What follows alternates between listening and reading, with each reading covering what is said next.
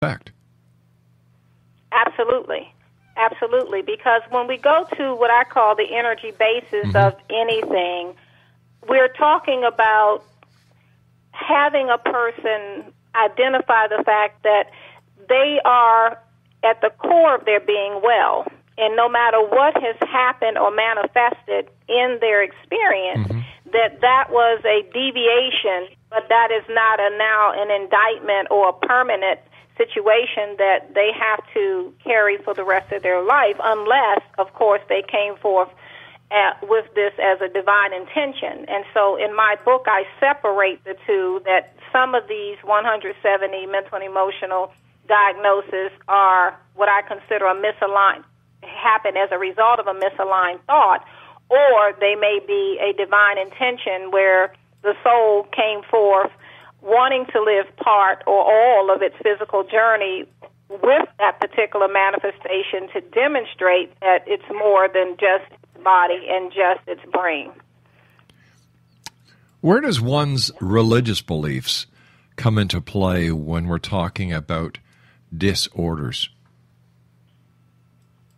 Well, I think that my book handles it from a standpoint of there being a universal principles, not any one specific path. And so anyone's faith, as far as I'm concerned, if it empowers them and gives them relief, because relief, of course, is the cure all medicine seeks, whether it is mental, emotional, or physical, I think that someone's religious path could be very helpful to them if it gives them a sense of wholeness, not holy as in fanatical, but holiness as in whole, the fullness of who they are, mind, body, and spirit.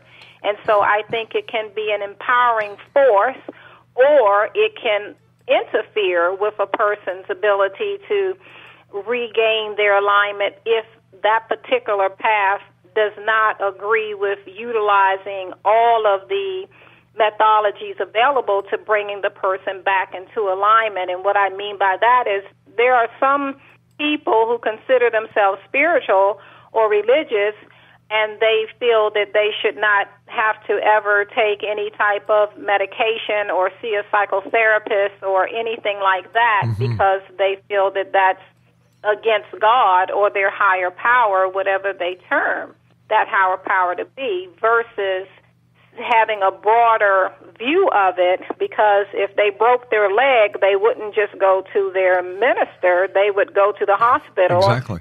And they would have 5 or 6 experts helping them, an anesthesiologist, a nurse, all types of things, and they would call their minister to pray for them.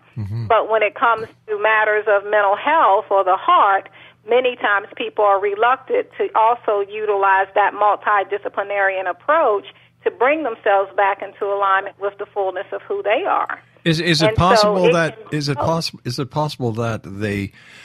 they don't want to bring the matters of the heart to others because they don't want to seem as if they're failures? Well, I would definitely agree with you that that is one of the reasons that people are hesitant about seeking professional help, in the sense that their self-esteem is already so broken so many times that walking into a professional sometimes makes them think that it may be confirmed, and many think they're going to be Baker acted and forced into a mental institution. I can't tell you how many people have told me, I was scared to tell you this, that, or the other because I thought you were going to put me in a mental hospital and throw away the key. And they are so relieved when they hear me say that, no, you're not sick, you're sacred. And that whatever it is that they're experiencing, this can be brought back into alignment, that you're basically healthy, whole. You will be able to get through this, but there are some steps that you may have to do to get yourself back into alignment with the fullness of who you are, since you took some steps to get yourself out of alignment, much of which I believe is the conditioning and the memes and the programming that so many of us have gone through, which is why I have a whole chapter of that on my book on helping people understand how did the matter manifest in the first place. And so once they're able to the word matter is big in my book. So every chapter is matter because I'm talking about matter at the energy basis, that being that everything that manifests is some form of subtle matter or energy. And so I want people to understand that the things that are happening in their lives that are being created at the level of thought and can therefore be brought back into alignment with that same process. But because it becomes habituated and an automatic thought that they've had for so long, because of their conditioning or the memes, a meme being a unit of thought that got passed down into them without their conscious awareness often. They just believe it because mama said it, daddy said it, pastor said it, society said it, without questioning it themselves. And so my book challenges people to go into a place of independent thought where they don't have to just swallow everything whole and make their own choices. Not even my book. I tell them question everything I'm saying in my book too, and I give them a source to look. but that's rather hard for people to do. Not listen to their mom, not listen to their dad, and so many members of society are basically told by mom and dad that you never question the church, you never question your pastor, you never question your religious leader. Where did we as a society go wrong, Doctor, when people are afraid to seek professional help, like that lady you were discussing who was afraid to talk to you because she thought you were going to lock her up? Where did we go wrong where we put that much fear into the hearts of people that they do not seek the help that they need? That's a shame. I agree with you. I think that it comes from a base of people wanting to do the right thing. We've been taught about right and wrong, and so this comes out of moral dogma that can range from moral absolutism, which says it's black or white, or moral relativism, where there's this gray area where we can acknowledge that what everybody's opinion is about all of these matters is subjective, or moral nihilism, where there's no right or wrong, and we acknowledge that there's a diversity of human constructs and honor independent thought. But because most people, and I've said this so many times, most people are so afraid of honoring their own inner knowing because they're taught that others will judge them. And so out of all of my years of being a psychotherapist primarily, we are so afraid, and what I realize our biggest fear, in my opinion, is that we fear each other. Doctor, stand by. We are afraid of judgment. Doctor, stand by. We've got to take our news break at the bottom of the hour. Exonation, Dr. Amelia Kemp is our guest. Her website is drameliakemp.com. We'll be back on the other side of the news. Don't go away. Are you considering calling a psychic to read your situation? Then consider David Champion, a psychic medium for more than 20 years with thousands of readings under his belt. David Champion will make you feel comfortable. He has proven to be honest and accurate. He's a straight shooter. There's no guesswork.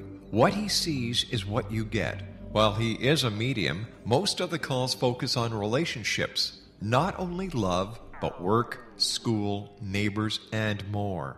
Need help with finding a job and preparing for the interview? Are you dealing with people who are obstacles in your path? For more information, go to davidchampion.com, $1.50 per minute paid by credit card with a minimum of 30 minutes. For your reading with David Champion, call 1-877-702-8598. That's 1-877-702-8598.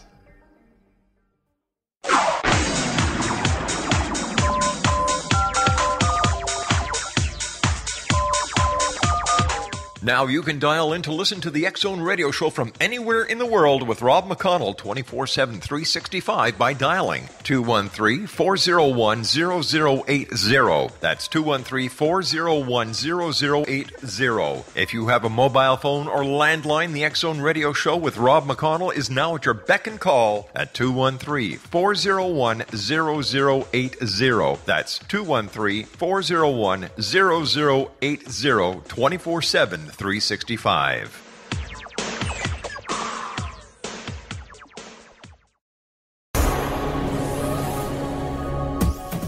This is the X-Zone Broadcast Network, broadcasting worldwide on broadcast affiliates and satellite program providers, including CNN Broadcast Network, Sirius Satellite Network, Star Media, Good News Radio Network, Angel Broadcast Network, Wiki Broadcast Network, and WPBN TV. For more information on the X-Zone Broadcast Network, visit us at www.xzbn.net.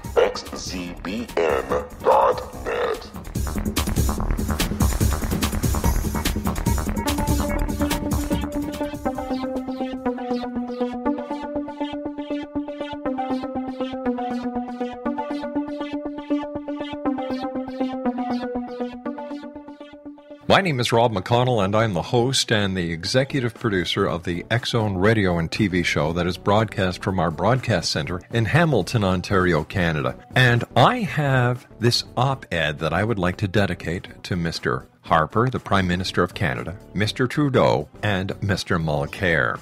Instead of giving billions of dollars to banks that will squander the money on lavish parties and unearned bonuses, why not use my plan?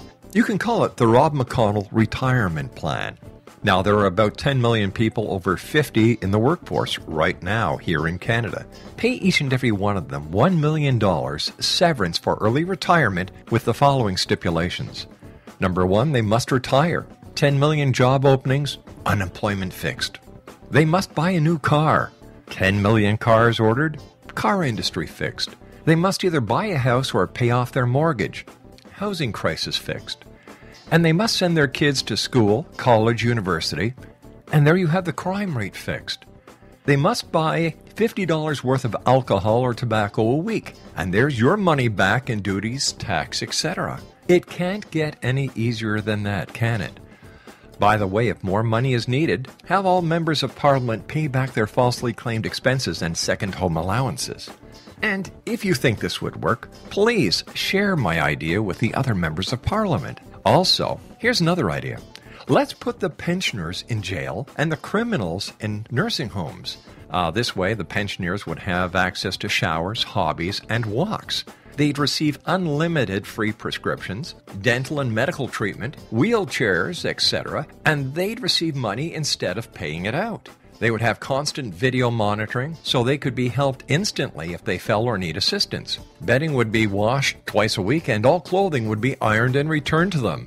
A guard would check on them every 20 minutes and bring their meals and snacks to their cell. They would have family visits in a suite built for that purpose. They would have access to a library, weight room, spiritual counseling, pool, and education. Simple clothing, shoes, slippers, PJs, and legal aid would be free upon request. Private, secure rooms for all with an exercise outdoor yard with gardens. Each senior could have a PC, a TV, radio, and daily phone calls. Now, there would be a board of directors to hear complaints, and the guards would have a code of conduct that would strictly be adhered to.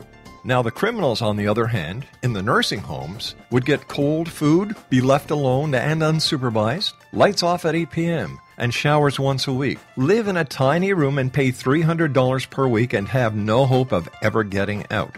Think about this one. More points of contention in this my editorial. And let's talk about cows. Is it just me, or does everyone else find it amazing that during the mad cow epidemic, our government could actually track a single cow born in Alberta years ago right to the stall where she slept in the barn? Amazing, isn't it? Well, let's take it one step further then. And they even tracked her calves to that very stall. However, I find it amazing that the government is unable to locate 125,000 illegal immigrants wandering around this great country of ours, Canada. Maybe, when they get off the planes, we should give them each a cow. Also, think about this. If you don't want to tell anyone about my ideas that we're calling the Rob McConnell Retirement Plan for the fear of offending someone, let's face it, you are part of the problem. It is time for us grumpy old folk of Canada to speak up. For the X-Zone Radio TV show and the X-Chronicles newspaper, I am Rob McConnell, and I am a proud Canadian. Yeah, so take that, Prime Minister Harper. Made sense to me. You know, I believe life is very simple.